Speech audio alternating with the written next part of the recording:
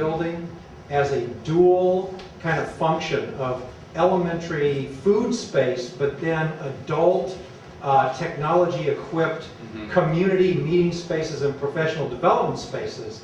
And that's pretty exciting because you get a lot of bang for your buck on that. And so when you talk about, school reform for academic achievement, looking at these underutilized common spaces in your schools as places for adult professional learning and community events is really smart. And maybe a revenue stream. Right. I mean, certain districts are actually monetizing, not their own purposes, but external users. I mean, New Haven, I'm from New Haven, some parcel of New Haven, they have a $1 billion construction program in a district of 22,000 kids.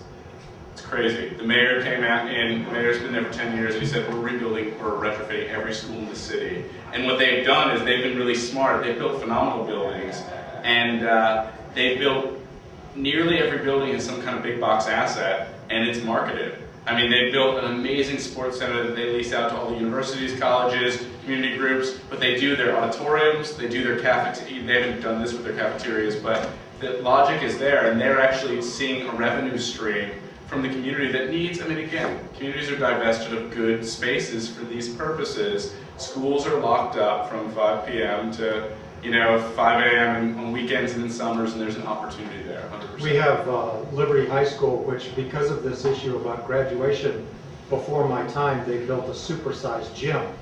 That has become the only facility that's basically intermediate to the big university system arenas and the traditional high school gym. So we've got this intermediate, and we host all kinds of things that bring in tremendous revenue. We did host Hillary Clinton. She hasn't paid a bill yet.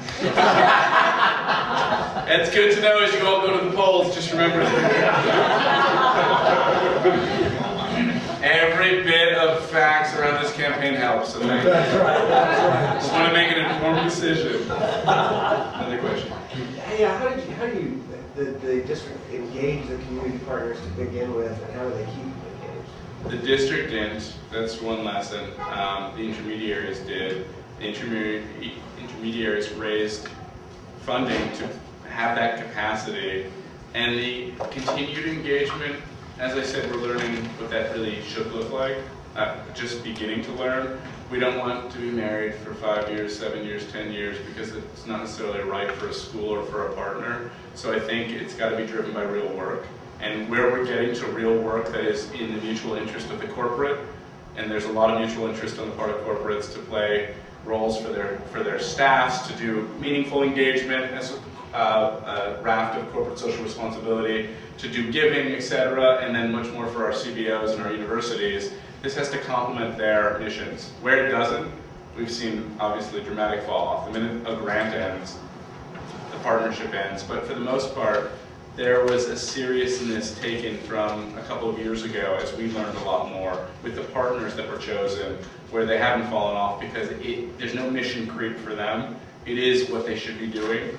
So the museum needs to be working with kids to expand their portfolio, and the universities do, and other partners have seen that, but it's hard. I mean, and it takes an enlightened educator to really understand the value to a program and a strategic planning process that maps every year, what are my needs towards college and career readiness?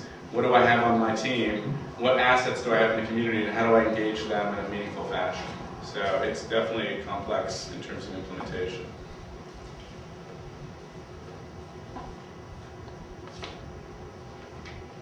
Okay, are we out of energy? We're at the after lunch food dinner. Thank you all very, Great. very much. Thanks for having us. Obviously, Adam will be here for a few more minutes if something comes to mind as you're walking out. And if there's anything that you would like specifically for information, Jeff in the back of the room can take it, or I can take it in front of the room.